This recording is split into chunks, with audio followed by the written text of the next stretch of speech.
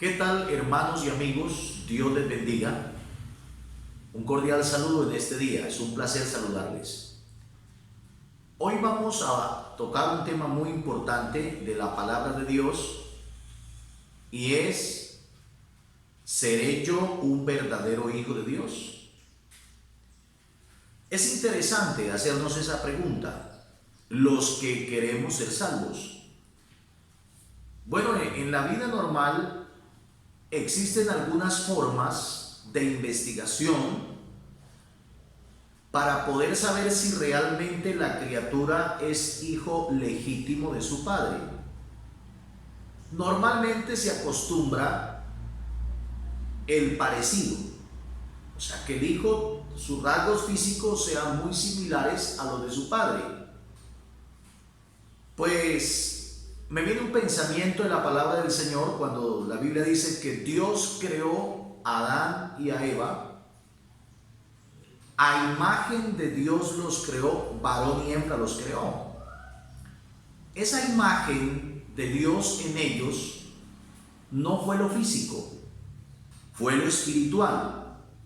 Recuerden que Adán y Eva en el huerto no practicaban el pecado. El primer pecado que ellos cometieron fue la desobediencia. Por tanto, la imagen de Dios en ellos era su santidad, era estar apartados del pecado. Entonces, lo de la imagen es maravilloso. La Biblia dice que así como traemos la imagen del terrenal, del primer Adán, traeremos la imagen del segundo Adán, del celestial. Esto es hablando de Cristo Jesús. Y la Biblia dice que seremos hechos a su imagen conforme a su semejanza. Otro paso que es muy importante y es un poco más profundo es el tema del ADN. Entonces, un examen riguroso donde se va a ver microscópicamente si realmente esa criatura es hijo legítimo de ese padre. Vamos a hacer un recorrido bíblico en esta hora y vamos a usar la escritura como el microscopio de Dios para nosotros podernos enterar o estar completamente seguros de que realmente somos hijos de Dios. Encontramos en la palabra del Señor, en Mateo capítulo 5, el verso 9, donde la Biblia dice: bienaventurados los pacificadores, porque ellos serán llamados hijos de Dios. Hay un calificativo, un indicativo, dice: ellos serán llamados hijos de Dios, los pacificadores. O sea, si alguien no es pacificador, no sería un hijo de Dios. La Biblia es clara al decirlo de esa manera. En el Evangelio de San Juan, el capítulo 3, del verso 1 en adelante, encontramos en la palabra de Dios que vino un hombre principal entre los judíos llamado Nicodemo. Vino a Jesús de noche para oír de él sus palabras, porque Nicodemo estaba interesado en el plan de salvación que Jesús traía para la humanidad. Jesús le dice: de cierto te digo que es necesario nacer de nuevo. Nicodemo le dice: ¿cómo un hombre siendo viejo puede acaso entrar por segunda vez en el vientre de su madre y volver a nacer? Jesús enfáticamente le dice: lo que es nacido de la carne, carne es. Lo que es nacido del espíritu, espíritu es. No te maravilles de que te dije: os es necesario nacer de nuevo. El viento sopla donde quiere y se oye su sonido, mas no se sabe de dónde viene ni para dónde va. Así es todo aquel que es nacido del espíritu. Mira, hay un nacimiento de nuestros padres terrenales pero debe haber un nacimiento de nuestro Padre Celestial, o sea, un engendramiento del Espíritu de Dios en nuestra vida para que podamos ser hijos de Dios, y eso era lo que Jesús le enseñaba a Nicodemo. En el Evangelio de San Juan, en el capítulo 1 del verso 11 en adelante, hay un contexto que amplía este mensaje y dice la palabra de Dios: a lo suyo vino y los suyos no le recibieron, mas a todos los que le recibieron, a los que creen en su nombre, les dio potestad de ser hechos hijos de Dios. Oiga eso, a lo suyo vino a su pueblo, vino a los judíos, no le recibieron, mas a todos los que le recibieron, a los que creen en su nombre, les dio potestad de ser hechos, no eran todavía, de ser hechos hijos de Dios. Alabado sea el Señor. Mire, entonces vamos aclarando el camino que debe pasar en nuestra vida para poder ser verdaderamente un hijo de Dios. Romanos capítulo 8, encontramos en la palabra del Señor unos textos muy maravillosos. En el capítulo 8, el verso 14, dice la Biblia: porque todos los que son guiados por el Espíritu de Dios, estos son llamados hijos de Dios. Los que son guiados por el Espíritu de Dios. ¿De qué manera es guiado? Dios guía a sus hijos a todo conocimiento, a toda verdad y a toda justicia. El Espíritu de Dios guía a sus hijos por caminos de santidad. Lo guía por el bien, lo guía por lo bueno, lo guía por la luz, lo guía por la verdad. A los hijos de Dios, Dios los guía por el buen camino.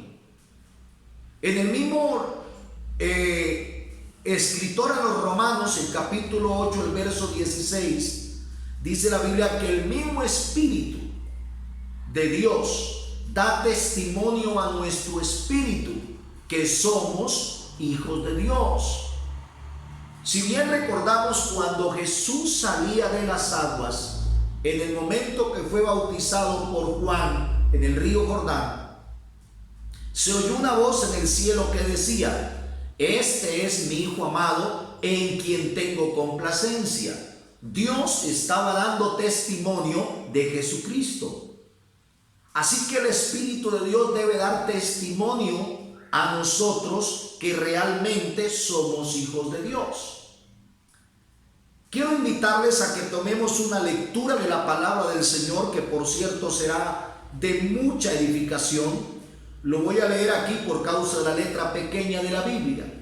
Les invito a abrir la Biblia, o comparto con ustedes en el Primera de Juan capítulo 3 del verso 1 en adelante.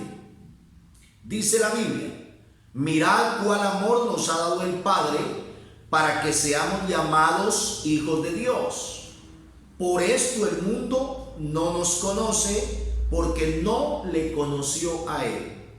Verso 2.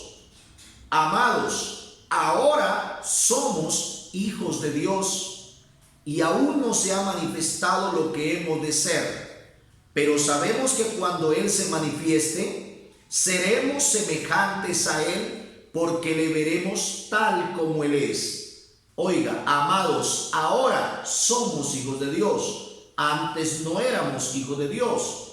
Éramos criaturas de Dios, éramos creación de Dios, pero ahora somos hijos de Dios por medio de nuestro Señor Jesucristo.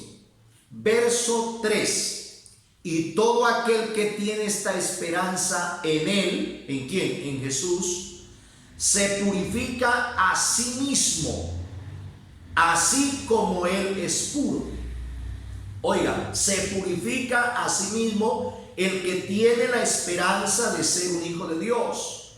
¿Cómo se purifica cada día un hijo de Dios? A través de la lectura de la Biblia, a través de la oración, a través del ayuno, a través de la vigilia, a través de la alabanza, a través de la consagración continua, se hace cada día más puro, apartándose de todo lo que sea pecado. La gente le llama fanatismo, pero esto no es fanatismo, esto es una consagración. Y el apóstol Pablo dice: todo vuestro ser, espíritu, alma y cuerpo sean enteramente irreprensibles, guardados para la venida del Señor. Entonces el cristiano se purifica así como Cristo es puro. Verso 4.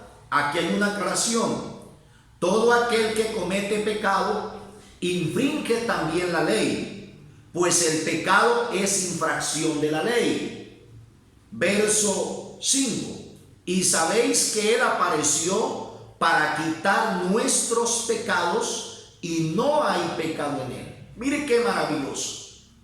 Pero sabemos que para esto apareció Jesús, para quitar nuestros pecados. Cuando Jesús llega, cuando Jesús aparece en la vida de una persona, lo primero que hace Jesús es quitarle los pecados que tiene el hombre en su corazón.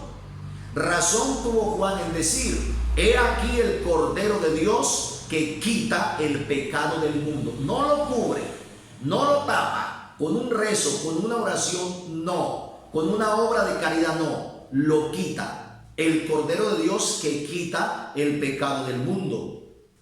Para eso apareció Jesús, para quitar nuestros pecados, porque no hay pecado en Él. Mire, cuando nos convertimos en hijos de Dios, es como por decir el hijo de los reyes. Son familias reales, son familias exclusivas. La Biblia dice que Jesús tiene una iglesia que Él compró con su sangre. Una iglesia limpia, sin mancha, sin contaminación y sin arruga, que la está preparando para presentársela a sí mismo como una virgen en el día de su venida. Alabado sea el Señor. Estos son los hijos de Dios. Verso 6. Todo aquel que permanece en Él no peca. Todo aquel que peca no le ha visto ni le ha conocido. El que permanece en Jesús no peca. En eso se conoce el Hijo de Dios. ¿Cómo me doy cuenta si yo realmente soy un hijo de Dios? No es porque yo lea la Biblia, no es porque yo lleve tantos años en una iglesia, no es porque yo sea un predicador, no es porque yo tenga un título o un cargo de reconocimiento, no es porque sea un líder religioso, sino porque realmente yo no practique el pecado. Porque a mis afueras la gente podría reconocerme como un hijo de Dios, pero en mis adentros, en mi mente, en mis emociones, podría ser un pecador y dejar de ser un hijo de Dios. Mire lo que dice el verso 7. Hijitos, nadie os engañe. El que hace justicia es justo como Él es justo. Verso 8. El que practica el pecado es del diablo, porque el diablo peca desde el principio. Pero para esto apareció el Hijo de Dios, para deshacer las obras del diablo. Para eso aparece Jesús, repito, a la vida de una persona, para quitarle el pecado y convertirlo en un hijo de Dios. Cerremos con este texto maravilloso, el verso 9. Todo aquel que es nacido de Dios no practica el pecado, porque la simiente de Dios permanece en él y no puede pecar porque es nacido de Dios. Todo aquel que es de Dios no practica el pecado, no hace pecado, porque la simiente, el Espíritu de Dios, está en él y no puede pecar, no se contamina con el mundo exterior, con el pecado. Y Pablo lo aclara en Gálatas. Las obras de la carne son adulterio, fornicación, inmundicia, lascivia, hechicerías, enemistades, pleitos, celos, iras, contiendas, disensiones, herejías, envidias, homicidios, borracheras, orgías y cosas semejantes, dice la Biblia, acerca de las cuales os amonesto, como ya os lo he dicho antes, que los que practican tales cosas no heredarán el reino de Dios. Alabado sea el Señor. No heredarán, porque Dios en su reino y en su manifestación gloriosa vendrá por una iglesia que se haya apartado de pecado. Vendrá por sus hijos, dice la Biblia, y con este sello conoce el Señor a los que son suyos, y apártese de iniquidad todo aquel que invoca el nombre del Señor. Entonces, en conclusión, ¿cómo salió la muestra del ADN? Si es hijo mío o no es hijo mío. El estudio científico y avanzado de la ciencia humana le puede decir si es su hijo legítimo o no lo es, a través del ADN. Ahora, a través de la palabra, me paro yo frente a la Biblia como si fuera un espejo. Eso dice la Biblia. Y miro si realmente soy un hijo de Dios o no. Repito, así tenga las condecoraciones que sean, así ore las horas que sean, así lleve la fe que tenga, pero si en mi vida todavía hay partículas, engendros de pecado, aún no soy un hijo de Dios. Necesito humillarme a Dios, arrepentirme de mis pecados, pedirle purificación, consagración, santificación, y cuando de la naturaleza pecaminosa, mis apetitos de la carne, mis apetitos humanos pecaminosos desaparezcan de mi vida, se cumple lo que dice la palabra del Señor. Hemos muerto para el pecado, ahora vivimos para Dios. Cuando la persona o yo haya muerto para el pecado totalmente y no haya en mí maldad, sino que el Espíritu de Dios more en mi vida en abundancia, podré decir realmente, ahora entiendo, no para decir a los demás, sino para mí mismo, y estar seguro de mi salvación, que ahora sí realmente soy un verdadero hijo de Dios. Que Dios nos ayude, que el Señor nos fortalezca y nos dé entendimiento y sabiduría para no ser religiosos, no ser solamente creyentes, sino verdaderos hijos de Dios. La paz del Señor Jesucristo sea con todos.